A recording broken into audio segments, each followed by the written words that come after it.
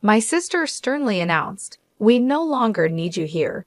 Please leave the place where you work from home. You're just living off us," with a tone that signaled she was done discussing it. My parents joined in, singing the same tune in unison, "Get out. We're tired of you and your dog always being in the way." "If that's how you feel, I'll just do what I want," I replied, my mind already plotting my next steps. "Let me introduce myself. I'm Lisa, a 41-year-old single woman working as a freelance web designer. I can do my job from anywhere thanks to the internet and my home setup. I have my own space to work in, and I enjoy the freedom of managing my own time." Despite loving my job, my life was disrupted 5 years ago when my parents suddenly decided to visit me without notice. As soon as they walked into my house, they began to look around and soon started a conversation that hinted at major changes ahead. "This house is quite spacious, Lisa," my mother observed, looking around. "It almost seems like we could live here too." "And there's even a spare room," my father added. "It seems a waste for Lisa to live in such a big house all by herself." Without asking me, my parents had made up their minds in their typical manner. They seemed to think moving in with me was settled without even considering what I might want. I had never planned to live with them, and I made my position very clear. "Hold on a moment. I have no desire to live with you," I said, puzzled by their assumption. "What are you even suggesting?" My father's face flushed red with anger as he sharply retorted, "You've taken over this house, claiming it was from your Uncle Michael, and you're trying to claim it as your own. There's a limit to how low you can go." I tried to set the record straight. I didn't take it over. I had a proper discussion with Uncle Michael, and he willingly transferred it to me, I explained. Despite my protests, my parents had already decided to move in. They insisted, "Our old house is falling apart, and it's no longer suitable for us to live there." Given that my mother didn't work and my father's income wasn't enough to cover major repairs, they saw no other option but to move into the house I had inherited from my Uncle Michael. Faced with their difficult situation, I couldn't just leave them homeless, so I reluctantly agreed to let them move in. Once they settled in, however, they didn't hesitate to make sarcastic remarks. "Hey Lisa, you're already in your 40s, aren't you? Don't you have any plans of getting married?" They would taunt, always pointing out my single status. I find great satisfaction in my work and am truly content with my life. Yet the people around me often express concerns about my relationship prospects. They suggest that I should follow in my sister's footsteps, who has taken a different path in life. Contrary to their expectations, my sister's married life has faced its own challenges. Nevertheless, I remain unfazed, reassuring them that I'm perfectly fine with how things are. It was during one such discussion that my mother, who had been eavesdropping, decided to butt in. "Hey, don't speak ill of your sister like that. Unlike you, she's married and even has a stable job at a company," she interrupted. Defending my own choices, I replied, "I might not be married, but I am doing a respectable job too." My mother wasn't convinced and continued her criticisms. "You're always just messing around on your computer. You're probably making money through some shady means, aren't you?" she accused. Despite their doubts and criticism, I continued to live my life according to my own terms, valuing my independence and the career I've built. I quickly responded, "Shady? I'm earning my living honestly through legitimate work. There's no need to worry." My mother was not pleased with my reply and scolded me sharply, "How dare you talk back to your mother? You really are the complete opposite of your sister." This constant comparison of me to my sister by our parents was something I had become used to. While my sister worked a temporary office job, I had chosen a different path that allowed me to work from home. Although I knew our parents' generation might not fully understand the concept of remote work, it still hurt to be consistently belittled. However, one day while I was preparing dinner instead of my perpetually idle parents, the doorbell rang unexpectedly. To my surprise, it was my sister Carol, burdened with a massive amount of luggage. "Hub, Carol, what's going on? It's been a while," I greeted her, taken aback by her sudden appearance. This is sudden, but I'll be living in this house from today, Carol replied with urgency. Baffled, I blurted out, living here from today? I didn't hear anything about this. Carol explained, didn't Mom and Dad tell you? I got divorced, so I'll be counting on you from today. Despite my initial shock, I tried to maintain a welcoming demeanor. Ignoring my startled reaction, Carol trudged upstairs and promptly claimed an empty room as her own. My parents sided with her, and I found myself powerless to object. From that moment on, my stress levels began to rise. Carol, after her divorce, had quit her job and spent her days speaking ill of me with our mother. Hey Mom, isn't this dress cute? Carol would ask, showing off her latest shopping find. Oh yes indeed, Carol. You're so pretty, it will definitely suit you, our mother would respond enthusiastically. Then Carol would turn to me and remark, do you think so too? It's totally not something Lisa would wear, right? Unable to escape their critical gaze, I continued to live my life without reacting to their taunts. Despite the desire to retaliate, I realized that it would only play into their hands. So I remained steadfast and unresponsive to their attempts to provoke me. One fine day, I knew I had to stay strong and keep focusing on my own happiness, regardless of the negativity around me. I found myself in a truly heartwarming situation when one of my closest friends became the proud owner of a litter of 4 adorable puppies. This significant event sparked a series of changes that would enrich my life tremendously. The moment I saw those precious pups, I felt a deep connection. After careful thought, I decided to adopt a little black Chihuahua from the litter. I named him Charlie. Charlie was a bundle of joy, his round eyes sparkling with mischief. Every time he looked at me, his tail wagged so vigorously, it seemed it might just detach in his excitement. I had always dreamed of owning a Chihuahua since I was a child, and finally having Charlie by my side brought immense happiness into my life. This was particularly true because I often worked from home, and Charlie's companionship provided a much-needed relief from the loneliness of my remote work days. From today onwards, you're Charlie, okay? Woof, I declared to him, solidifying our bond. Caught up in my excitement, I didn't discuss my decision to bring Charlie home with my family. After all, it was my house, and I was fully responsible for all the expenses related to Charlie's care and well-being. I saw no reason for them to object. However, as soon as I introduced Charlie to my family, my parents and my sister Carol began voicing their concerns. They expressed their displeasure, upset that they hadn't been informed about my intention to get a dog. Some even mentioned their dislike for the potential odors that dogs could bring into a home. My parents and Carol were quite vocal in their disapproval, I recalled.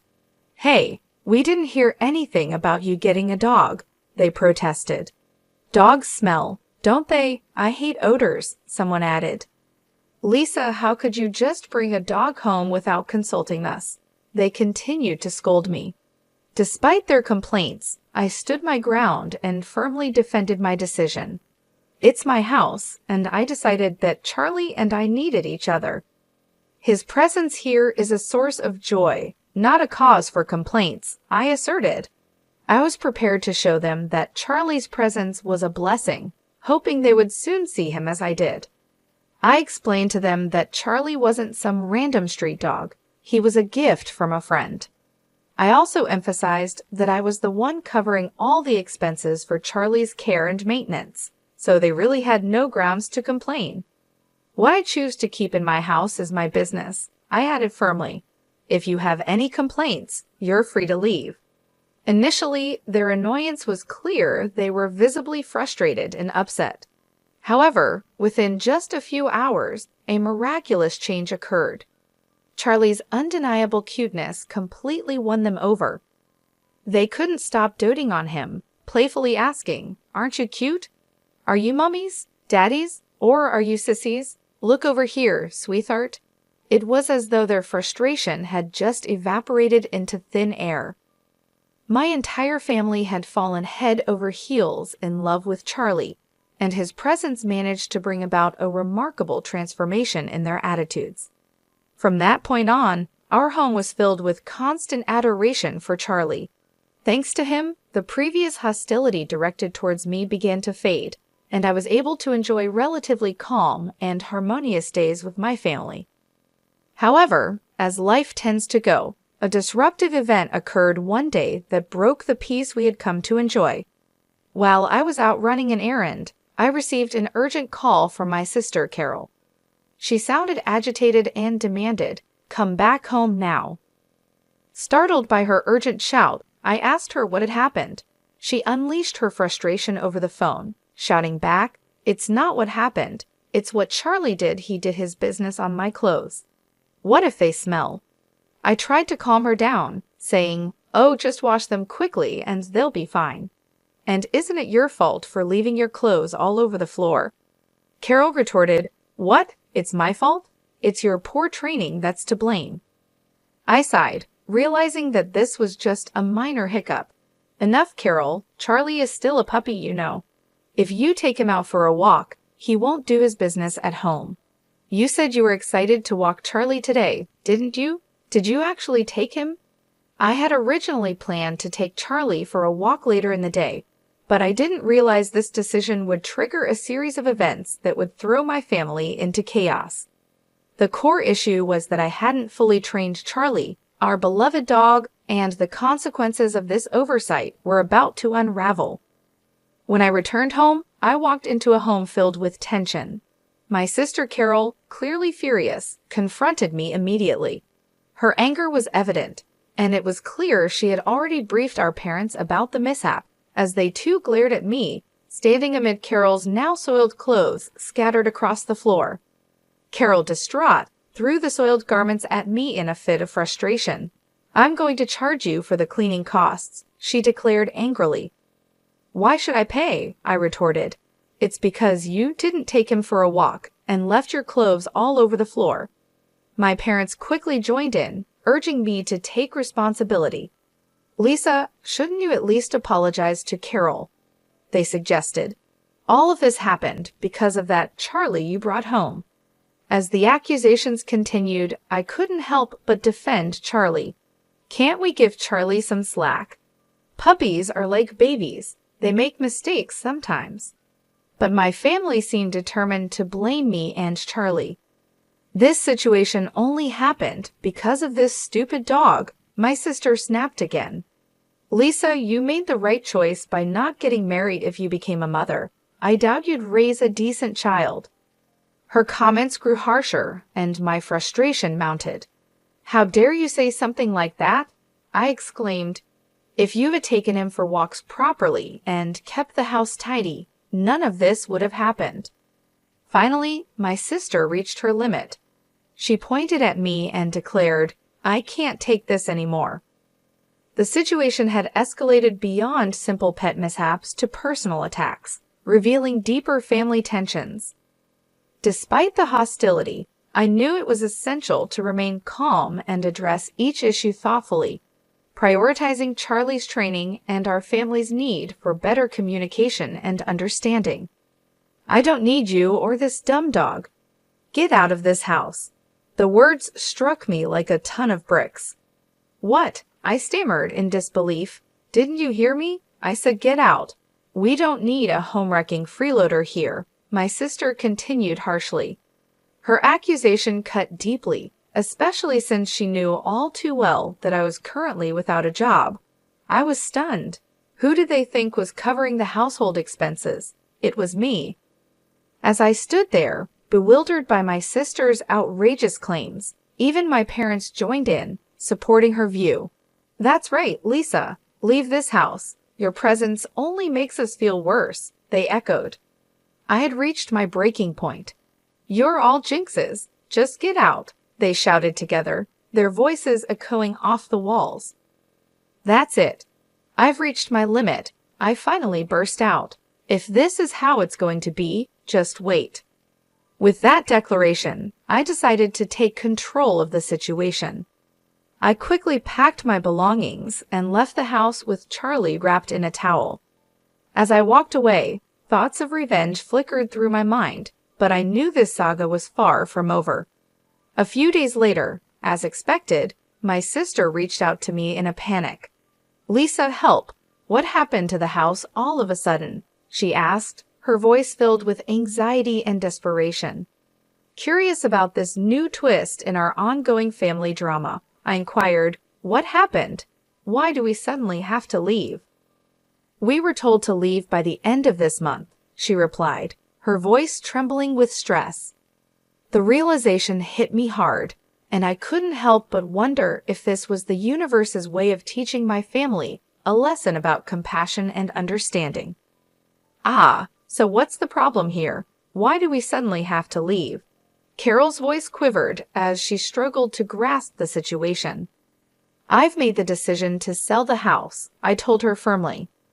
I stated calmly, and Carol froze, disbelief clear in her trembling voice. "What do you mean you've decided to sell it? You don't have the authority," she stammered. "A month ago, the house officially became mine, a fact I had kept to myself until now," I explained. "Yes, I received the house from Uncle Michael, and the title is in my name," I revealed, causing Carol to react with shock.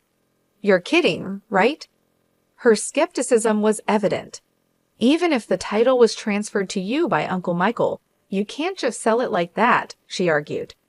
"I understand your concern," I reassured her, "but right after you told me to leave, I consulted with Uncle Michael.